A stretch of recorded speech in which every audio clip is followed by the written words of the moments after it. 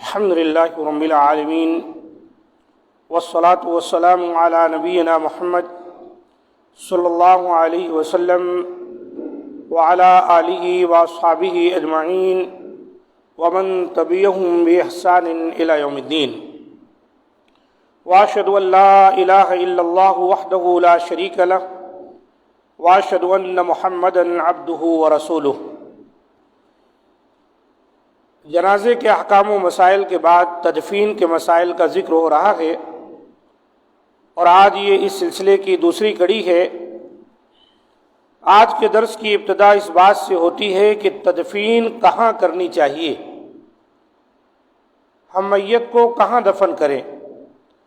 بہتر اور پسندیدہ عمل یہ ہے کہ میت کو اس کے قریبی قبرستان میں دفن کیا جائے، بلا عذر شرعی دوسری جگہ منتقل کرنے سے بچنا چاہیے۔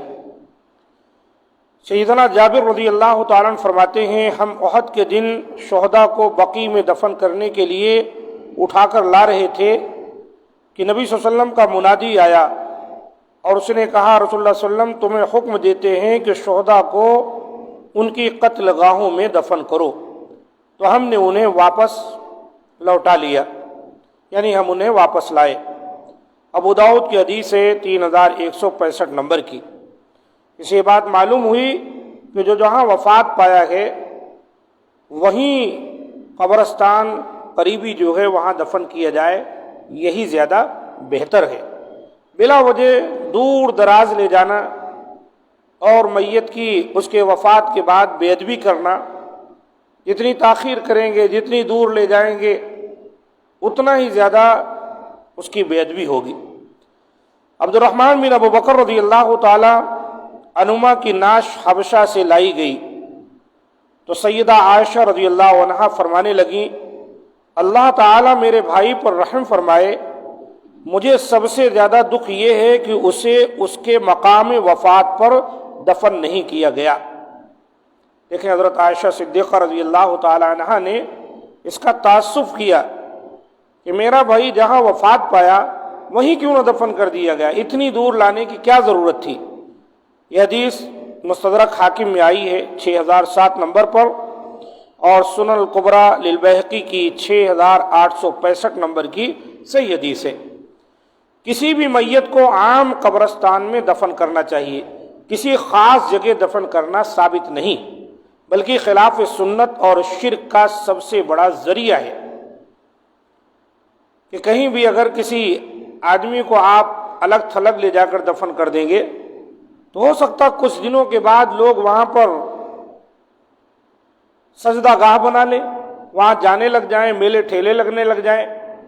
چونکہ عام قبرستان میں نہیں ہے، اس لیے خواتین کی رسائی بڑی جلدی ہو جائے گی۔ اور دوسری بات، اگر وہ عام قسم کا انسان ہے تو یہ بھی خطرہ ہے اس کو ضائع کر دیا جائے، کچھ دنوں کے بعد وہاں سے اجاڑ دیا جائے، جو ایک طرح سے اس کی بے ادبی ہی ہوگی۔ اس لیے جو عام قبرستان ہے جہاں میت کو دفن کیا جاتا ہے وہاں ہم کو لے کر اپنی میت کو جانا چاہیے، وہیں دفنانا چاہیے، الا یہ کہ کوئی کسی ایسے مقام پر وفات پا جائے جہاں کی قبرستان وغیرہ نہ ہو، تو پھر انسان اپنے ثوابدید کے تحت جو مناسب سمجھے وہ اقدام کرے۔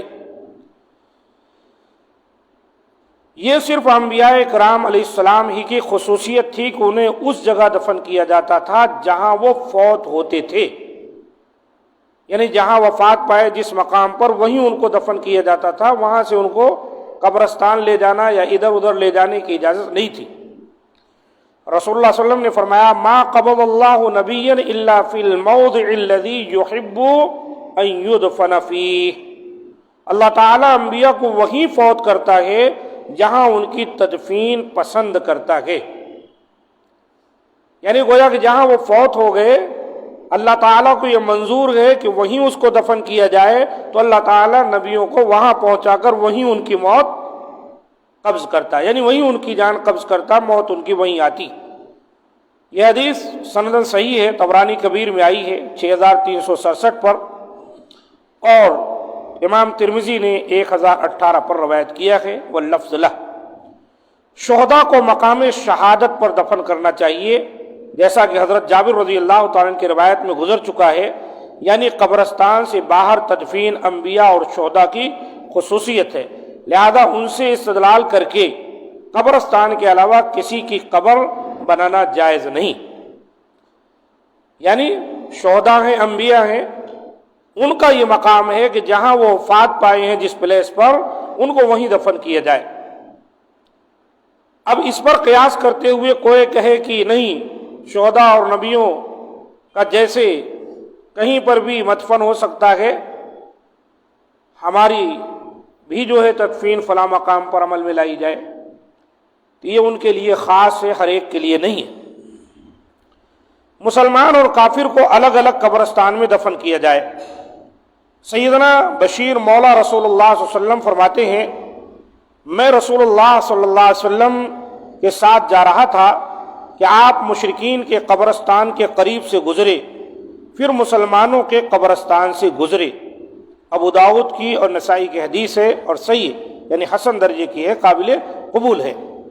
تو ثابت ہوا کہ دور نبوی میں مسلمانوں اور کافروں کے قبرستان الگ الگ ہوتے تھے، تو لہذا مسلمانوں کا قبرستان الگ ہونا چاہیے جہاں وہ اپنے میت کو لے جا کر دفن کریں۔ اسی طرح ہم کو اور آپ کو اس بات کا بھی خیال کرنا چاہیے کہ قبریں پختہ نہ ہوں، قبرستان میں قبریں پختہ نہ بنائی جائیں، قبریں کچی ہونی چاہیے تاکہ کچھ دنوں کے بعد ضرورت پڑے تو دوبارہ وہاں کوئی دفن کیا جا سکے۔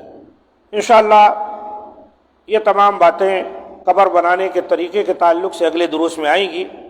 ھذا ما عندی، سبحان ربک رب العزۃ عما یصفون وسلام علی المرسلین والحمد للہ رب العالمین۔